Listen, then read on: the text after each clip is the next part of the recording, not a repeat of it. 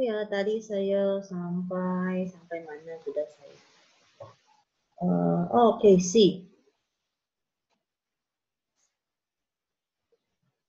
Okay. Pengaruh Siam ke atas Perlis, Kedah, Kelantan dan Terengganu kurang menyenangkan British. Maklumat British untuk memastikan laluan perdagangan antara India dan China selamat.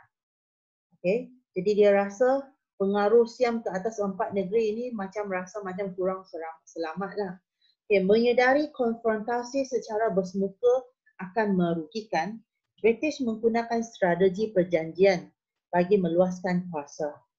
Sejak tahun 1826, beberapa siri perjanjian melibatkan British dan Siam yang menyentuh hal ehwal negeri Melayu. Jadi inilah semua perjanjiannya. Ya, perjanjian yang terakhir iaitu Perjanjian Bangkok 1909 membolehkan British meluaskan kuasa tanpa gangguan di Perlis, Kedah, Kelantan dan Terengganu. Okay, so ini ialah dia punya ke arah perjanjian. Okay. Next, kita tengok apa yang berlaku. Macam mana. Dia bukan senang untuk mendapatkan perjanjian 1909. Dia berlaku daripada tahun 1907 sampai 1909 baru dia dapat tu. Okay, rentetan. April 1907. Rundingan antara British dengan Siam. Mereka berunding selepas perjanjian itu perjanjian lain. Okay, perjanjian dijalankan oleh penasihat am bagi kerajaan Siam iaitu E.H. Strobel. E.H. Strobel orang Siam dengan Ralph Paget iaitu wakil British di Bangkok. Jadi wakil Siam dan juga wakil British mereka berjumpa di Bangkok untuk membuat perundingan. Berbincang sahaja. Okay, lepas tu bulan Jun. Lepas 2 bulan. Lepas 2 bulan, pejabat tanah jajahan membenarkan usaha perundingan dijalankan. Ya, pejabat tanah jajahan ini di London. Okey, dia memberikan kebenaran bahawa perundingan ini boleh diteruskan. Okey, kemudian bulan 9 hingga bulan 11. Okey, tahun yang sama. Strobel menyampaikan hasil British kepada Putra Damrong. Okey. Jadi dia punya wakil Siam itu dia bagi tahu kepada putera mereka, okey, bahawa apa yang British nak. Okey. Perjanjian tersebut kemudian disampaikan kepada Raja Siam. Okey, lepas tu tahun selepas tu, bulan Januari. Hingga Januari 1909. Ya, dalam masa 1 tahun ini mereka telah membuat draft perjanjian. Okay, draft perjanjian. Draft itu ialah dia punya aktiviti. Apa yang dalam perjanjian itu. Dalam 1 tahun mereka buat. Okay, kemudian pada 10 Mac 1909, perjanjian ditandatangani antara wakil British iaitu Ralph Paget dengan wakil Siam iaitu Putra Dewang Wongse Warapraka. Okay, yang merupakan Menteri Hal Ehwal Luar Kerajaan Siam. Okay. Jadi ini ialah rentetan peristiwa perjanjian. So, lepas mereka sudah buat perjanjian pada 10 Mac, kesannya, kesan daripada perjanjian ini ialah British berjaya meluaskan kuasa ke tanah Melayu tanpa gangguan kuasa luar yang lain. Perlis, Kedah, Kelantan dan Terengganu menerima seorang penasihat British. Terpaksalah sebab 4 buah negeri ini adalah di bawah British. Jadi setiap negeri kena menerima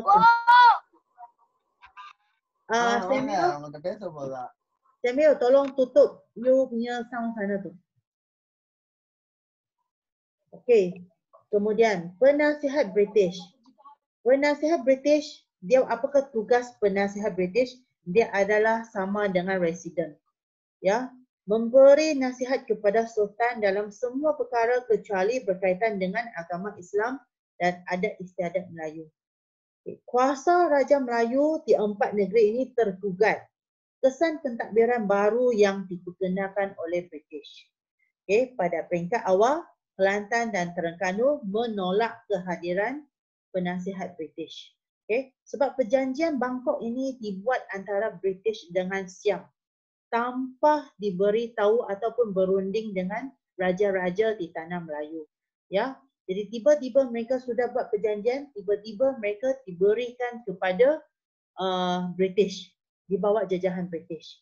Jadi pada masa itu Kelantan dan Terengganu memang mereka tolak habis, mereka tak nak. Okay, right. So itu adalah kesan. Kesan ini kena ambil. Kesan kena ambil dan juga faktor ini kena ambil. Okay. Ke arah perjanjian ini tak ambil tidak apa. Ya, faktor dan juga kesan. Itu yang penting. Siapa yang conteng-conteng tu?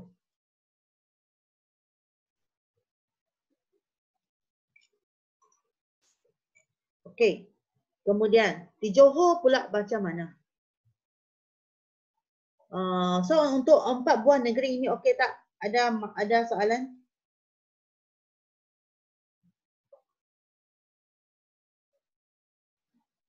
Ada soalan ke untuk 4 buah untuk 4 negeri itu? No ah. Okey. Jadi cara British mendapatkan 4 buah negeri itu senang saja melalui perjanjian.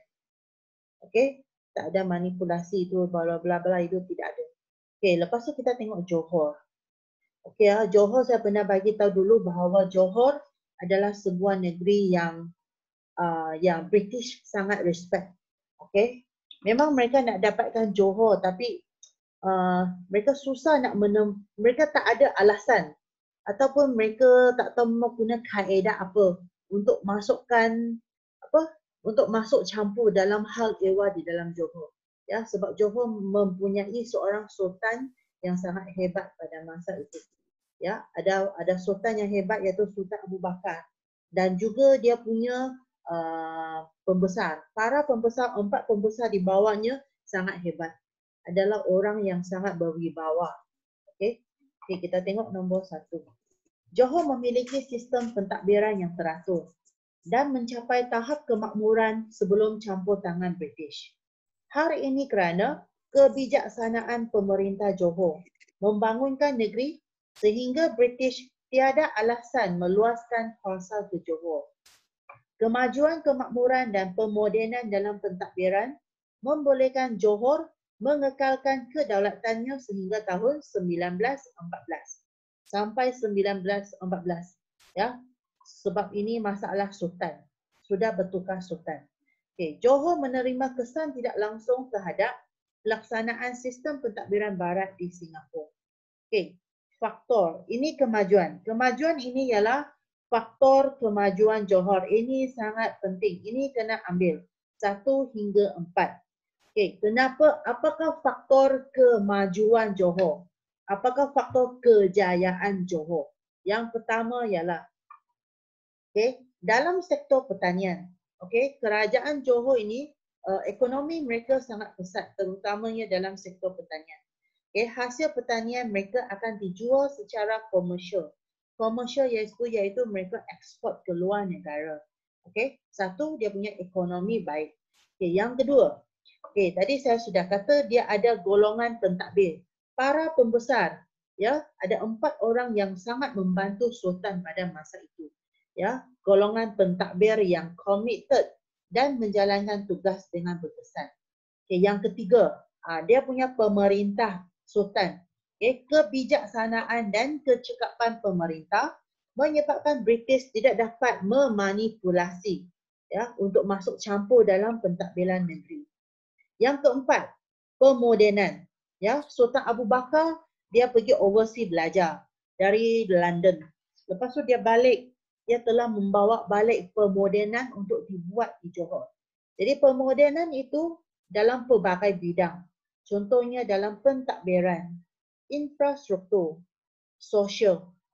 Dalam bidang-bidang 3 ini telah membawa kemajuan dan kemakmuran kepada negeri Johor. So 4 faktor ini ambil, ini penting. Kemudian apakah strategi dia? Strategi. So semua ini dimula pada tahun 1855, iaitu apabila Sultan Ali dengan Temenggung Ibrahim menyatakan jika Kesang adalah satu tempat di Johor, satu daerah. Ya, jika Kesang hendak dijual, Kesang hendaklah terlebih dahulu ditawarkan kepada pihak British. Kalau mereka nak jual Kesang, area Kesang ini, dia tak boleh jual kepada orang lain. Dia mesti jual dengan British dahulu. Okey. Yang kedua, Perjanjian Setia 1885 antara Johor dengan British menyatakan Johor hanya menerima seorang ejen yang peranannya sama dengan pegawai konsul dan lebih rendah daripada penasihat. Hal ehwal luar dikawal oleh British. So pada perjanjian ini, Perjanjian Setia 1885 antara Johor dengan British, okey. So menyebabkan Johor telah menerima seorang ejen, ya, yang tugasnya sama dengan konsul, tapi dia punya jawatan lebih rendah daripada penasihat. Okey. Kemudian yang ketiga, 1879, Gubernur NNS mencadangkan kepada British untuk menempatkan residen British di Johor. Dia nak letak residen British di Johor. Okey, lepas tu yang keempat. Okey, British memanipulasi kedudukan kewangan Johor dengan menawarkan pinjaman sebanyak $200,000 kepada Johor bagi membiayai pembinaan kereta api. Okey, so pada masa itu Johor dia nak buat jalan kereta api dari Johor sampai Singapura. Tapi mereka mengalami masalah kekurangan wang. Ya, jadi British telah tahu masalah Johor. Jadi British nak masuk campur. Dia gunakan cara manipulasi. Ya, dia cakap saya pinjam kamu $200,000. Ya, tapi pada masa itu cadangan tersebut tidak diterima. Okey, tidak diterima. Ya, kerana kesannya akan menjejaskan ekonomi Johor. Tak, ini sepatutnya apabila mereka sudah tahu manipulasi British ini, okay, dia punya pembesar. Dia kan cikgu cakap dia ada 4 orang pembesar kan. Salah seorang pembesar dia sudah tahu ini adalah macam mana, inilah strategi British nak masuk campur dalam Johor. Jadi pembesar itu dia bagi tahu dengan Sultan, lepas tu Sultan tolak, dia tidak mau bantuan daripada British. So masa itu mereka tolak. Okay, pada 12 Mei 1914, Sultan Ibrahim mengadakan perjanjian dengan Gubernur Negeri-Negeri Selat, iaitu Sir Arthur Henderson Young. Okay, dalam perjanjian tersebut, jawatan konsul di Johor tukar menjadi penasihat am British.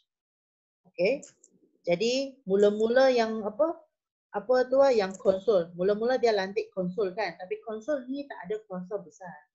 Lepas tu dalam perjanjian ini, okay, jawatan konsul tukar kepada penasihat am British. Okay, yang keenam.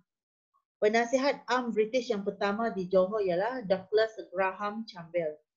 Okay, Campbell. Pelantikan tersebut mengubah taraf Johor daripada negeri berdaulat kepada negeri naungan British. Okay, so selepas mereka telah membuat perjanjian ini, so antara Sultan dengan Gubernur Negeri-Negeri Selat, yang jawatan konsul tukar kepada penasihat am British.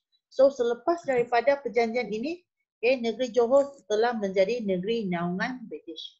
Ya, tapi kedudukan Johor masih lagi kekal.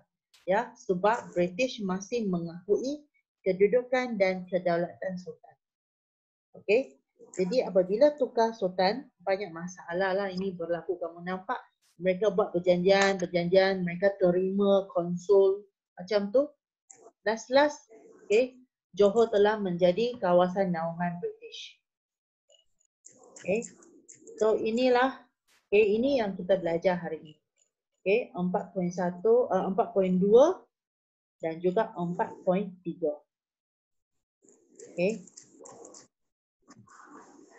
Ada soalan?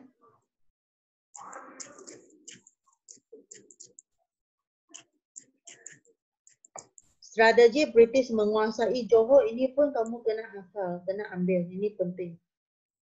Sebab ini banyak. Ya, terutamanya yang ke nombor 4. Nombor 4 ini, terutamanya nombor 4. Kamu kena ingat ini.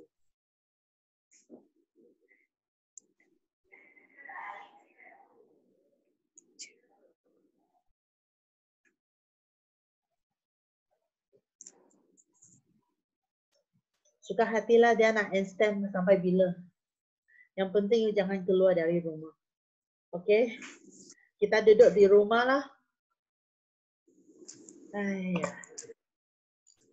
Okey, ada masalah. Ada masalah tak? Ada masalah tak? Ada masalah tak? Ha? Oi, ni tak Aceh ni. Saya boleh nampak, boleh nampak muka saya tak boleh nampak muka kamu.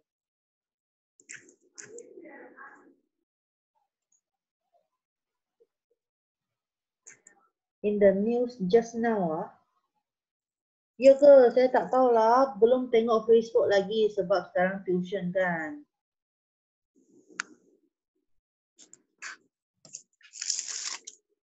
Tak tahulah, nanti baru kita tengok. Ada ke? Okey, sekarang okey ah. Ingat dah, kamu kena siapa yang ada printer itu kamu kena pergi buka cikgu punya email. Masih ingat ke cikgu punya password semua tu? Masuk dalam email cikgu. Nanti. Mana sudah temu tutup email tu. Okey, masuk dalam email cikgu. Okey. Cikgu yang ini dua yang baru. 4.2, 4.3 ini sejarah form 3. Ya, kamu print out. Ini bab 5. Bab 5 geografi ini. Okey, minggu lepas memang sudah ada ini. Minggu lepas ini sudah ada kan? Ini semua kita sudah belajar. Okey, lepas tu kita buat latihan yang ini. Ini sudahkah latihan ni? Sudahkah? Sudah kita pinjam jawapan tak?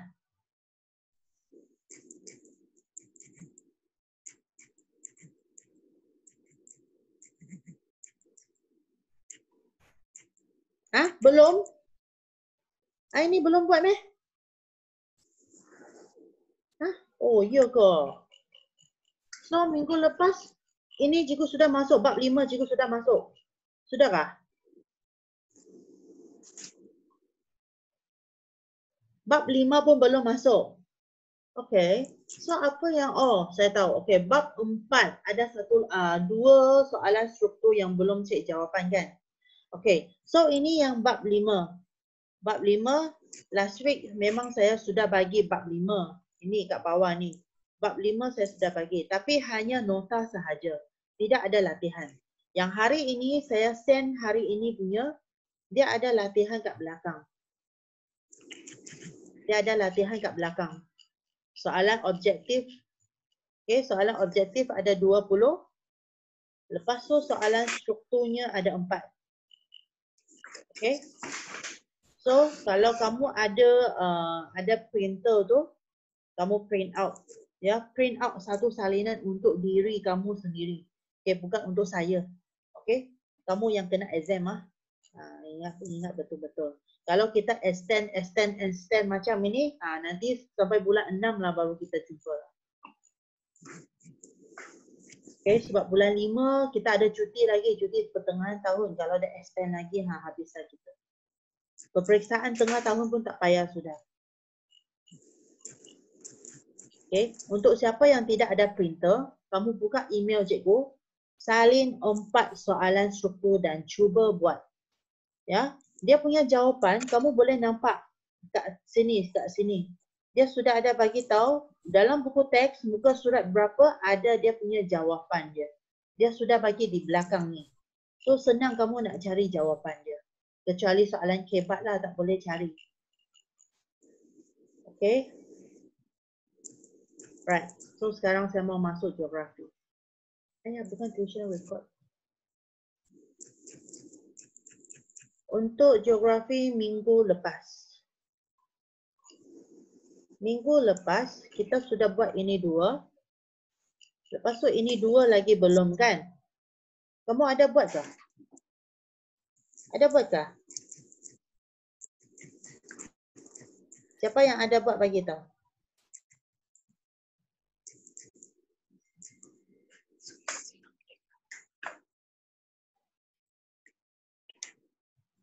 Semua belum buat.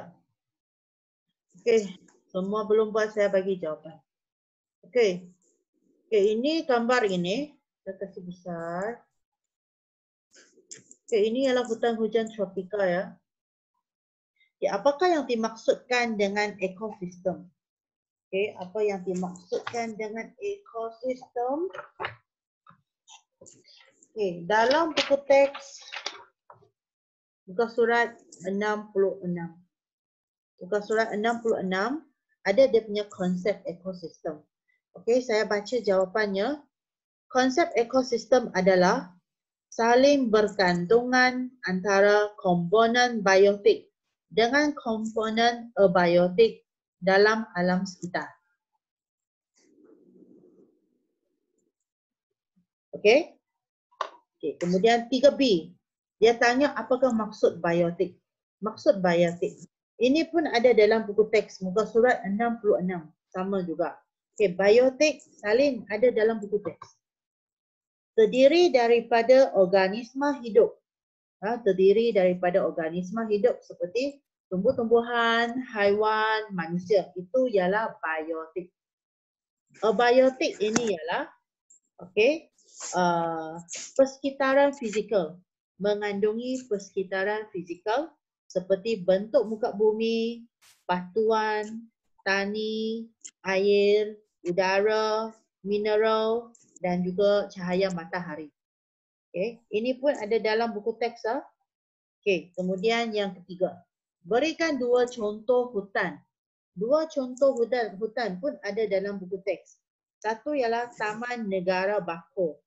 Taman Negara Bako di Sarawak. Satu lagi Taman Negara Pahang.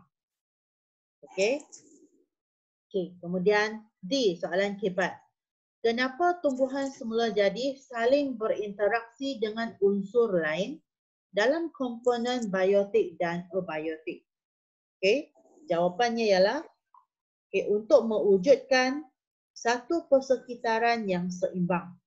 Untuk mewujudkan satu persekitaran yang seimbang.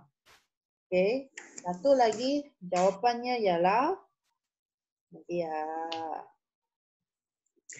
ini ialah soalan 3. Okey, yang satu lagi ialah mewujudkan keharmonian. Mewujudkan keharmonian dalam alam sekitar. 2 markah. Mewujudkan keharmonian dalam alam sekitar. Okey. Itu untuk soalan nombor 3. Soalan nombor 4. Okey, soalan nombor 4. Gambar ini adalah ladang hutan. Ladang hutan. Ya. Ladang hutan maksudnya orang beli tanah beratus-ratus hektar kawasan tanah yang besar, lepas tu dia tanam hutan. Dia tanam pokok-pokok yang cepat membesar, yang tahan dengan serangan penyakit, okey, dan boleh jual kayu keras yang berharga tinggi. Okey. So 4A, namakan program. Ini pun ada dalam buku teks. Program apa yang berkaitan? So programnya ialah program penubuhan ladang hutan. Program penubuhan ladang hutan. Okey. Lepas tu, spesies pokok. Ya, apakah pokok-pokok yang ditanam dalam program tersebut? Okey, getah boleh. Pokok getah, pokok jati, akasia, batai. Okey, ambil 4 ini yang senang ingat. Ya, akasia, batai, jati, getah. Okey, kamu tulis 4. Okey.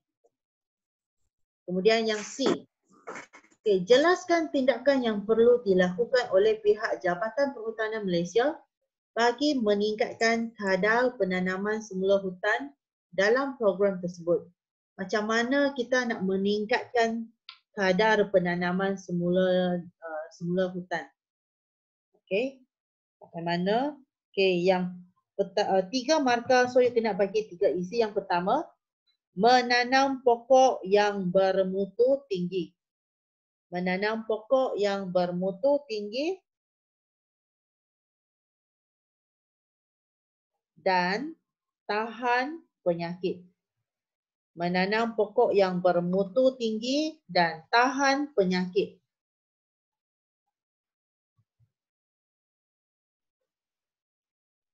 Okey, yang kedua, mengkaji spesies pokok yang hendak ditanam. Mengkaji spesies pokok yang hendak ditanam. Ini pun ada dalam buku teks.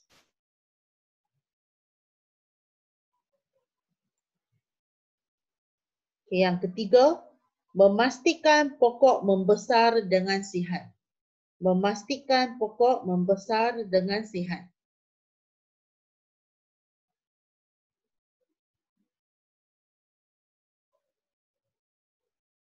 Okey, soalan yang keempat. D. Terangkan tujuan. Apakah tujuan buat program penghutanan macam ni? Okey, 4 markah. So, you bagi 2 package jawapan. Fakta huraian. Okey, tujuan utama program yang pertama ialah mengurangkan tekanan. Mengurangkan tekanan ke atas hutan asli.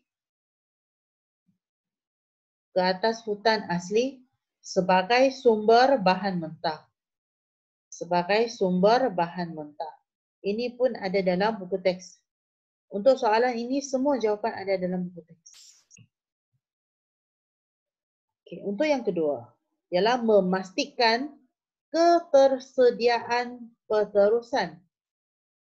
Memastikan ketersediaan berterusan bagi industri kayu tempatan. Bagi industri kayu tempatan.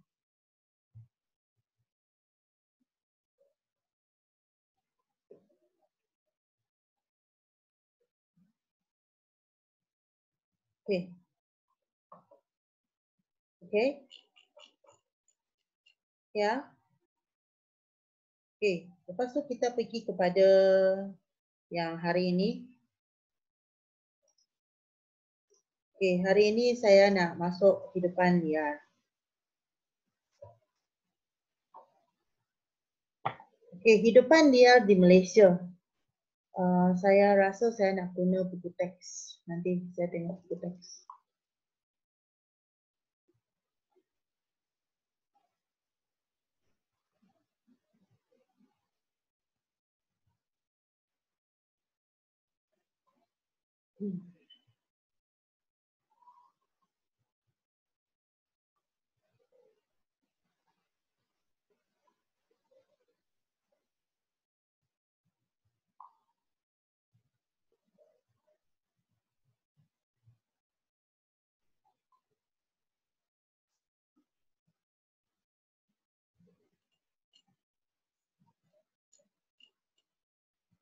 Okey, bab 5 kita belajar tentang hidupan liar sahaja. Okey, hidupan liar sahaja. Okey, so 5.1, okey, apakah jenis hidupan liar yang ada di Malaysia? Okey, 5.2, apakah kepentingan hidupan liar di Malaysia? Okey, untuk menjamin keseimbangan ekosistem, okey, untuk ekopelancongan, okey, dan penting dalam pendidikan. Okay, yang ketiga, kegiatan manusia manakah yang mengancam hidupan liar di Malaysia? Okey, yang keempat, kalau sempat, rasanya ini tak sempat ini, kalau sempat kita masuklah usaha-usaha. Apakah cara memelihara dan memulihara hidupan liar di Malaysia? Okey, so mula-mula kita tengok gambar sahaja. 5.1 hidupan liar. Kita ada helang merah. Ya, helang merah. Okey, habitatnya, ya, populasi ada tinggal berapa kita belum tahu, tak ada data. Tempatnya di hutan Tip Terokap. Tip Terokap adalah hutan hujan tropika. Okey. Lokasinya ialah di hutan tip terokak Semenanjung Malaysia, Sabah dan Sarawak. Okey. Cara pemakanan ialah carnivore. Ya, carnivore, tahu apa itu carnivore? Tahu apa itu carnivore tak?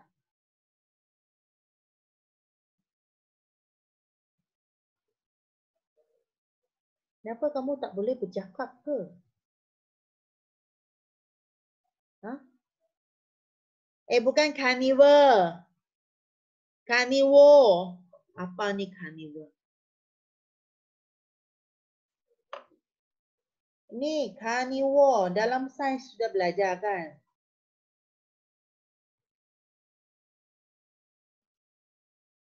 Makan sayur. Makan sayur ke makan daging? Okay. Carnivore ialah makan daging sahaja. Makan daging sahaja ialah carnivore. Okay. Lepas tu, okay, tapir. Okay. Tapir, populasi yang masih ada 1,100 hingga 1,500 ekor yang tinggal di hutan tropika, hutan hujan tropika. Lokasinya sebar secara luas dari hutan paya sampai hutan gunung rendah pun ada di Semenanjung Malaysia. Ya, dia ialah herbivore. Herbivore ialah makan tumbuh-tumbuhan sahaja. Herbivore. Okey, harimau Malaya tinggal kira-kira 250 hingga 340 ekor. Tempatnya hutan palma ada, hutan paya, gambut, hutan gunung, belukar pun ada. Ya, lokasinya tersebar dari hutan gunung sampai hutan pergunungan. Dia ialah carnivore. Okey, ni beruang matahari ataupun beruang madu. Ya, tinggal berapa ekor lagi tak tahu lagi. Hutan tropika. Ya, di kawasan hutan sehingga ketinggian kurang daripada 2,700 meter. Dia ialah omnivore. Omnivore ialah dua-dua. Okey, daging ataupun tumbuhan. Omnivore. Okey, penyu. Penyu tinggal berapa tak tahu lagi. Habitatnya di pantai terbuka, pantai berpasir dan juga pulau-pulau. Okey, lokasinya di Terengganu ada, Melaka, Johor, Perak, Sabah, Sarawak. Ya, dia ialah omnivore. Okey, dugong. Tinggal kira-kira 100 ekor. Okey, habitatnya padang rumput laut. Lokasinya perairan Johor, Sabah, Sarawak masih ada dugong. Dia ialah herbivore. Okay, herbivore makan tumbuh-tumbuhan sahaja. Okay, next. Burung enggang. Ya, tiada tata, tak tahu ada berapa ekor lagi. Dia tinggal di hutan tropika dan subtropika. Lokasinya tersebar secara meluas di hutan Semenanjung, Sabah, Sarawak pun ada. Okay, dia omnivore. Okay, omnivore. Ini badak Sumatera. Tinggal kira-kira 30 ekor. Okey, tempatnya tanah rendah, berbukit dan lembah. Lokasinya Taman Negara, Taman Negara Entau Rompin, Taman Negara Roya Belum, Entau Rompin di Johor, Taman Negara ini di Pahang, Roya Belum ini di Perak. Okey, dia ialah herbivore. Okey, monyet Belanda ataupun proboscis. Okey, kira-kira 5,000 ekor.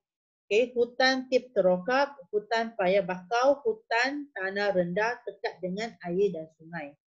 Lokasinya, kawasan tepi sungai Kinabatangan, sungai Klias, sungai Sukut dan Kuching Wetland National Park. Okay, dia ialah omnivore.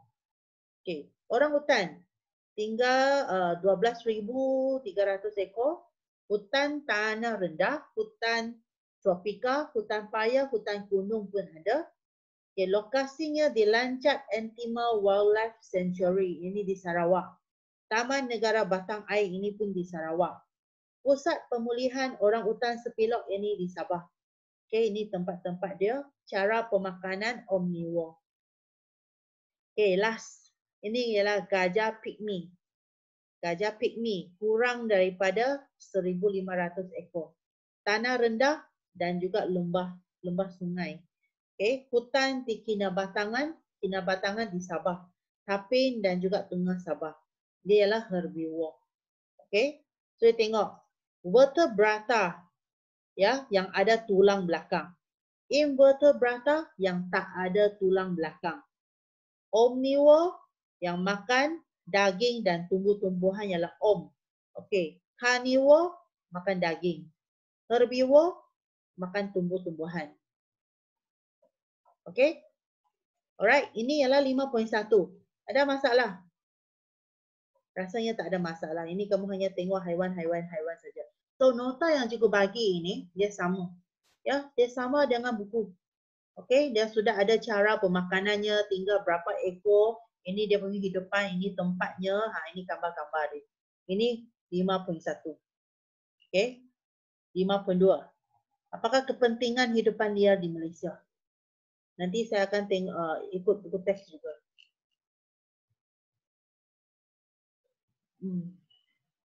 Okey, kepentingan hidupan liar di Malaysia.